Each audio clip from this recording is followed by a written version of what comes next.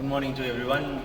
This is Deepak Kumar Pandian, Assistant Professor in the Department of Aeronautical Engineering in the College of Nehru Institute of Engineering and Technology. Today we are going to see about fuel systems in the aircraft. Okay. Here the fuel systems are, we know that the fuel tanks will be available in both the tanks. Okay.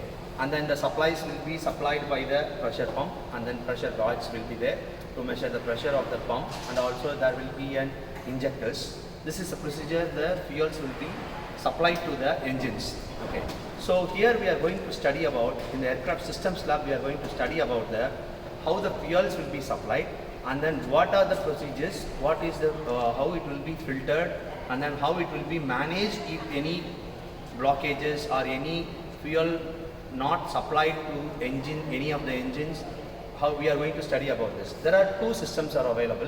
One is manual and then auto. Auto is, everyone knows that automatically it will supply the fuels to both the engines from both the tanks.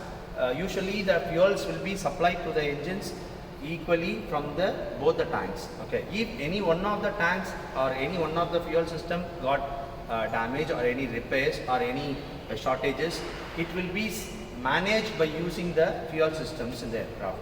Already I explained that there are two systems, one is auto and then one is manual. Here we have the fuel system board, which is having a two pump 1 and then pump 2 and then main. Once you switch on this, the main will be there. So you can change over to auto to manual. Okay, when it is auto, the fuel supplies will be managed by the automatic system. If first tank is having any fuel deflections or second tank having any fuel deflections, it will be managed automatically. First of all, the fuels will be supplied to the filters, and then filters to pressure feed pump, clocking pumps, and then pumps to engines. Okay, this is simple system. When the fuel got clocked is nothing but any air blocks or any fuel flow, lack of fuel flow, or more amount of fuel flows are supplied, that will be called as clogging. It will block the fuels on the particular line itself. So to avoid that, the pressure gauge and then pressure pumps will be there. The pressure will provide the additional pressure on the particular fuel line to avoid the clogging. Okay. How we can find it? It will be found by using the sensors. Automatically, when you switch on the auto mode, it will be automatically managed, and then that auto mode, automatically the sensors will gather the informations from the computer which is connected in the avionics system on a cockpit, to collect the informations. After that, it will send the feedbacks. The fuels was not supplied properly, the fuel pressure was not in a particular pressure.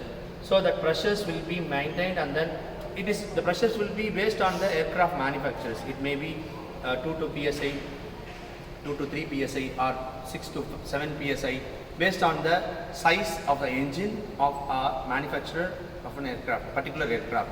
For an 737, 747, Airbus A380, they have a different manufacturing pressures. Okay, it will be mentioned in the manufacturing manuals. So here we have the clocking filters, and then pressure clocking filter 1 and then filter 2, and then in between the pressure gauge is there to find what is the pressure on the sensors. Okay. So if it's a low pressure, the pressure will be supplied to the filters. The filter will adjust the pressure, and then it will supply the more pressure to the clocking area. It will release the clock. Okay, this is how the systems will work. And then when you go for manual, automatically it will work. When you go for manual, you have to switch on to manual. It is auto. When you switch on auto, pump 1 will get the pressure. Okay, now it's running. The motor was running. The vibrations you can feel when you touch. So pump 1 is been on. If pump 2 on failure, pump 1 is on failure, pump 2 will get on. Okay, this is on automatic system. When you go for manual system, both pumps will be in off condition. So which pump you want, you can on, and then you can manage by manually. Manual, most probably we won't use manuals at any critical conditions or emergency conditions, or not on that particular time automatic system was not working, so we can use manual system. So if pump 1 is not working, you can switch on to pump 2. Okay. So once the pump 2 on, the pump 2 pressures will be managed, and then the fuels from the tank 1 will be supplied, and then it will be managed.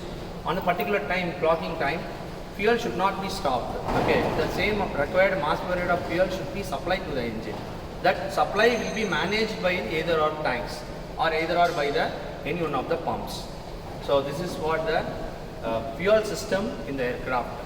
So I hope you will understand the fuel systems, and then about the clocking, and then pump systems, and then automatic pressure systems, and then when it goes for high pressure and low pressure, you can switch on to the filters. Filter clocking mechanisms are there. You can change this. So manually you can change the switches, so you can avoid the clocking. Okay. Thank you.